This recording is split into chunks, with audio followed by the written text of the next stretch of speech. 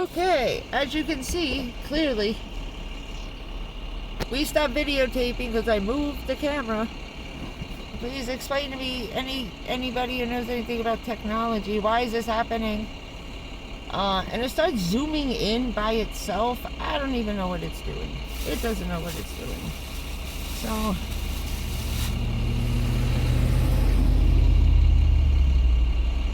So I'm assuming those lights are electrical in nature.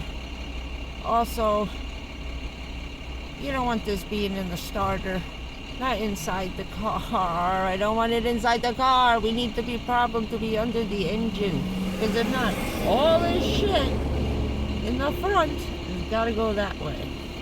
I had to do a little more rearranging. Oh my God, this stupid truck. There's no peace in my life. What was I saying? Oh yeah. Some great big idiot decided to wait until I was about a foot from him, cutting across 3 lanes of traffic, to pull out. Well, I can tell you now, my brakes work perfectly and this car pretty much stops on a dime. The problem is when you jam on the brakes, the entire van came forward. Now, some van life tips for everybody out there who does not have the refrigerator in place, tied down, bolted down, screwed down. I was doing 45 miles an hour. This guy pulled down, I'm not shitting you, 2 feet in front of the car. He waited and he saw me coming, and at the last minute, he guns the gas. We won't say how old Mr. Magoo was, but I don't even think he can barely walk, besides being able to see through those Coke bottle glasses. I had to do this with my grandmother. Me and my father had the most awful time. This guy had to be older than my grandma, and she was 97. I can't believe this guy's still driving a car and no one's pulled them over. And you feel awful because down here there's no, you gotta drive everywhere. And that's the bad thing. I don't even think these two could even operate a cell phone. I don't even think they could place an order online for food. There's no way that these two are even using one of these telephones and or a computer. I highly doubt it. Highly doubt it. The refrigerator full of food, that's got to weigh a good, I'd say, 80 pounds, because I know what I can move, what I can pick up, what I can push. Okay, say something's like, say the refrigerator's 100 pounds. Well, obviously I can't pick that up anymore, but I can push it, slide it, okay? I'd be able to slide that weight. That refrigerator jumped up into the dashboard from down here, right here, to up into the dashboard. So if you think you got your shit locked down, I'll tell you right now, you do not.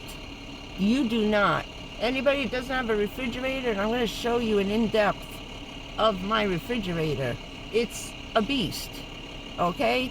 Without any food in it, it weighs 46 pounds. So let's add 20 pounds of ice, plus the food that's in it. This thing weighs a ton. It weighs a ton.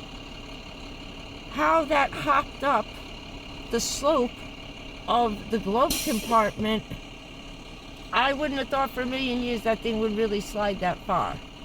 And I thought I had that sucker wedged in good because it was surrounded by stuff, as you saw right here, holding each other in place. It looks like shit now because everything's discombobulated. I was trying to fix it most of the night.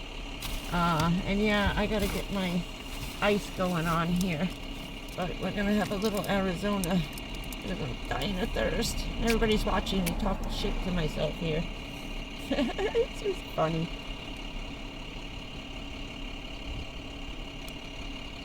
Oh.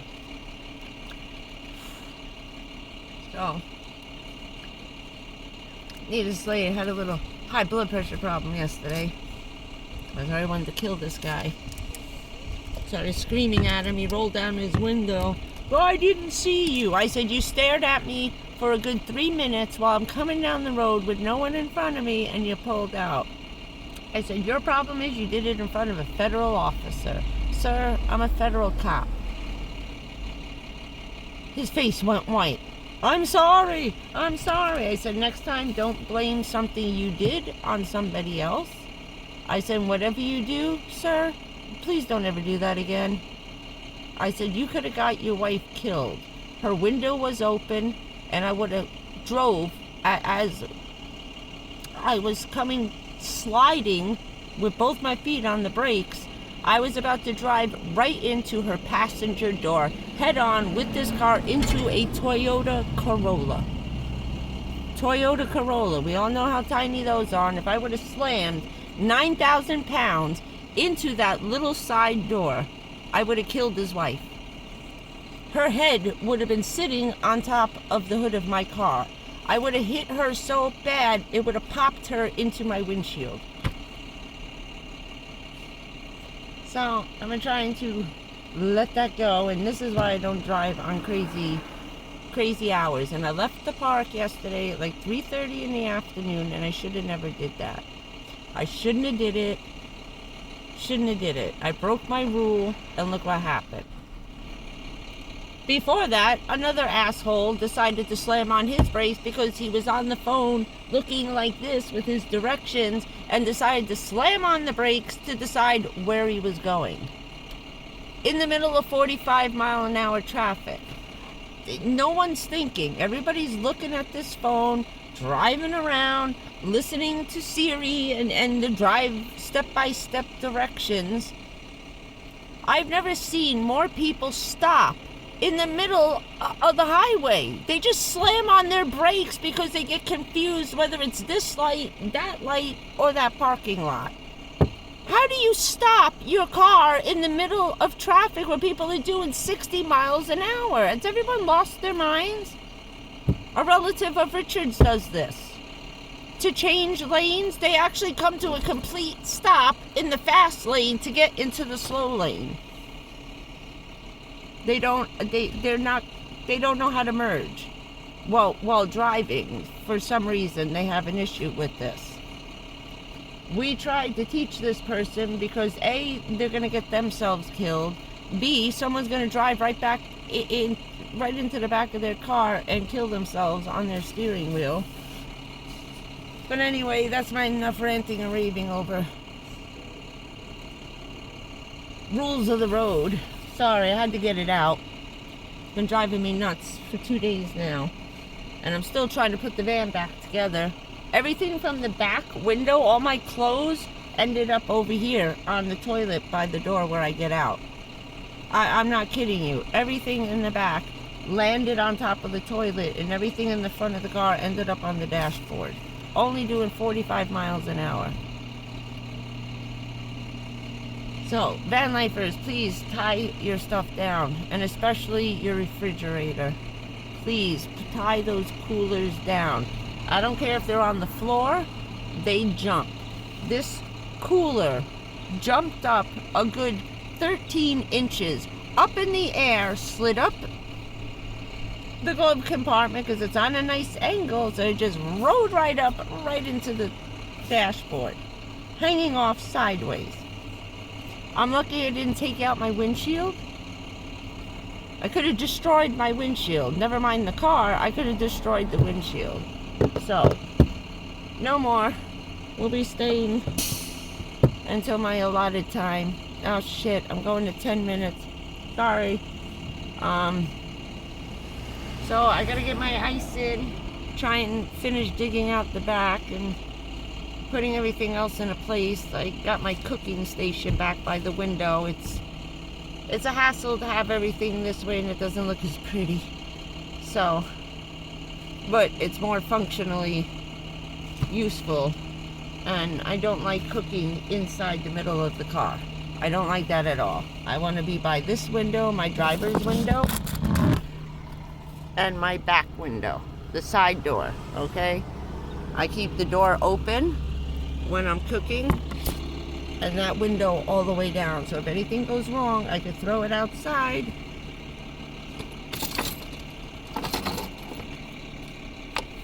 And I got my guy.